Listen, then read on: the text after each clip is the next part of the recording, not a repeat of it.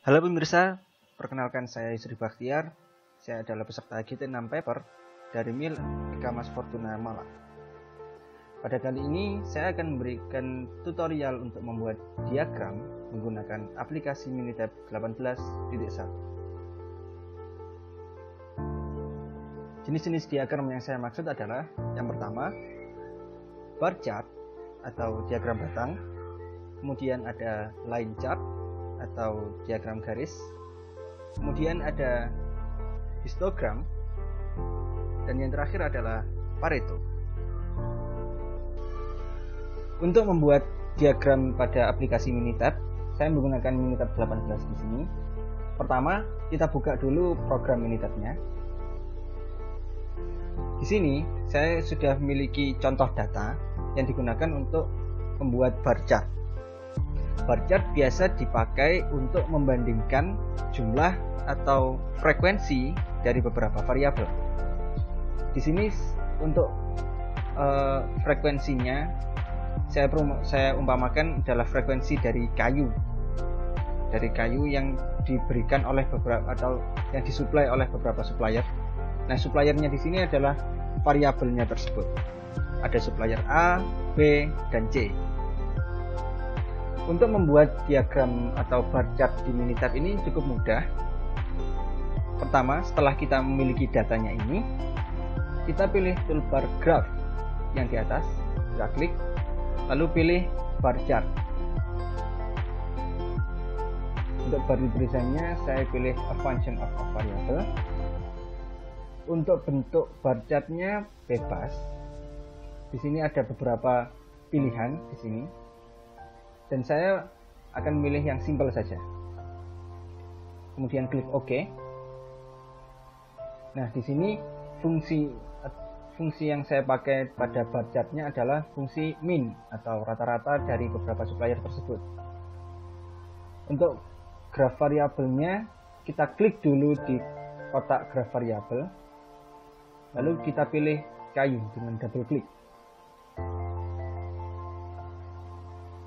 Kemudian untuk categorical variabelnya, kita pilih supplier. Caranya sama, di double klik. Setelah semuanya terisi, kemudian klik OK. Nah, akan muncul bar chart dari jumlah kayu yang disuplai oleh beberapa supplier A, B, dan C. Dari sini kita bisa membandingkan berapa banyak rata-rata kayu yang disuplai oleh supplier A, B, dan C. Untuk selanjutnya yaitu line chart.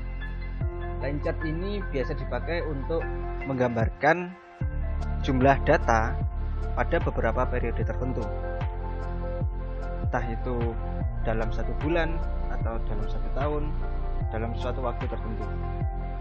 Seperti contoh data yang saya punya di sini adalah contoh total penjualan setiap bulannya. Jadi ini ada bulan ke-1, bulan ke-2, bulan ke-3, dan seterusnya. Ini semua akan digambarkan pada diagram garis atau line chart. Untuk membuatnya, kita klik toolbar start yang ada di atas. Kemudian kita pilih time series dan kita pilih time series plot. Untuk bentuknya sebenarnya bebas, tergantung datanya. Tapi karena yang saya punya ini datanya hanya 1, jadi kita pilih simple. Klik OK. Kemudian series ini adalah variabel atau jumlah data yang akan kita gambarkan. Jadi kita pilih sales dengan cara klik 2 kali, kemudian klik OK.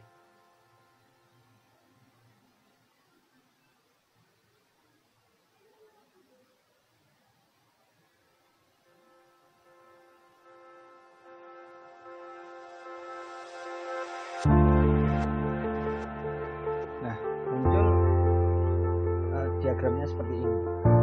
Jadi diagram dari sini menunjukkan total penjualan yang semakin meningkat setiap bulannya. Seperti itu. adalah diagram histogram. Histogram ini secara bentuk memang sama dengan bar chart, yaitu bentuknya diagram batang, namun fungsinya yang berbeda. Pada histogram ini kita akan bisa mengidentifikasi data mana atau variabel mana yang sering muncul pada suatu kumpulan data. Seperti pada data yang saya punya di sini ada contohnya itu kayu yang memiliki panjang seperti ini. Ini dalam satuan cm. Pada supplier 1 maka panjangnya itu bervariasi. Tapi ada beberapa angka yang sama seperti ini. Ini yang akan kita petakan nanti. Untuk lebih jelasnya langsung saja kita buat diagram histogramnya. Pertama, setelah kita memiliki data ini, kita klik graph di sini. Kemudian kita pilih histogram. Untuk pilihannya bisa memilih simpel, fit ini ada garis batunya yang menunjukkan trennya dan lain-lain. Tapi di sini saya menggunakan yang simpel saja dulu. Kita klik OK. Kemudian untuk graf variabelnya saya ingin mengukur yang supplier 1. Jadi kita klik 2 kali pada suku 1. Lalu kita klik OK.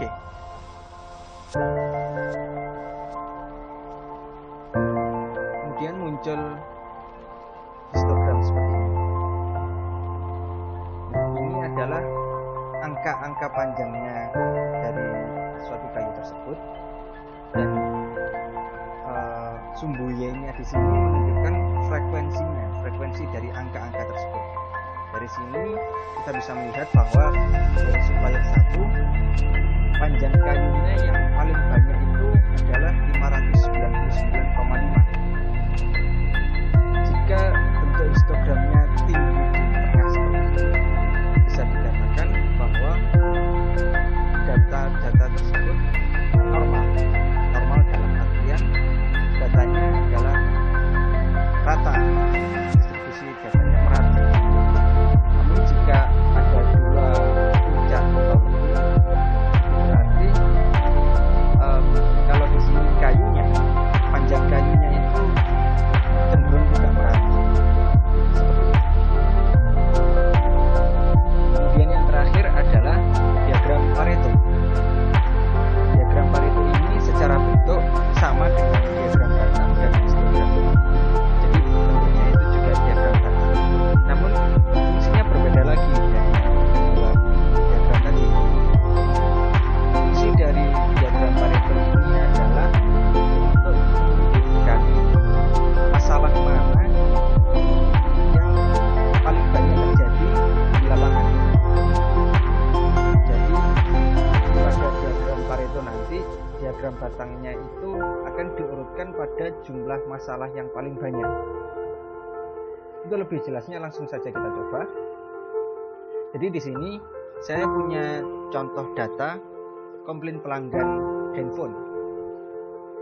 Jadi pada industri handphone, komplain pelanggan yang pertama yaitu baterai kembung, jumlahnya 10 pelanggan. Pada komplain layar tergores itu ada 30 pelanggan.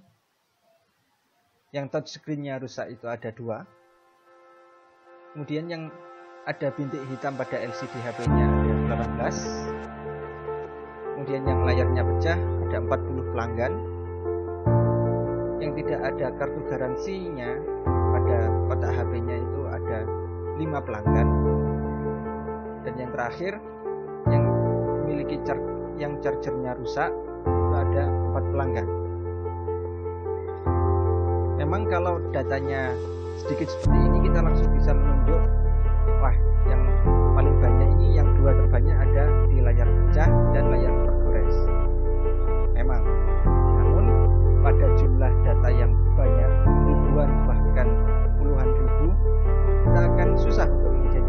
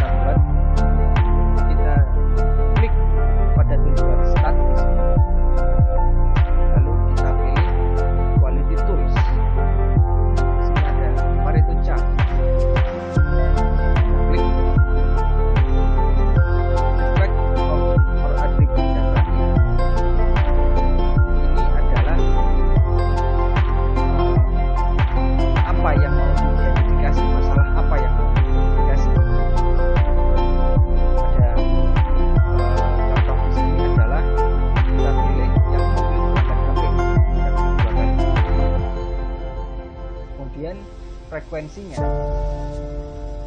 kita pilih jumlah, klik dua kali. Untuk by variable ini bisa dikosongkan, langsung saja kita klik OK.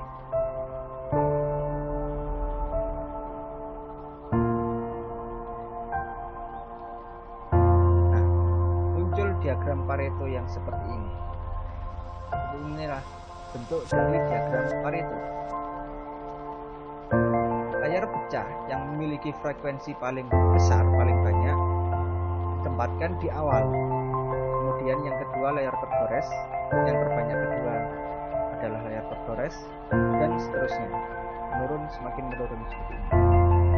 Dari sini kita bisa memprioritaskan masalah mana yang perlu kita tangani pertama kali. Itulah fungsi utama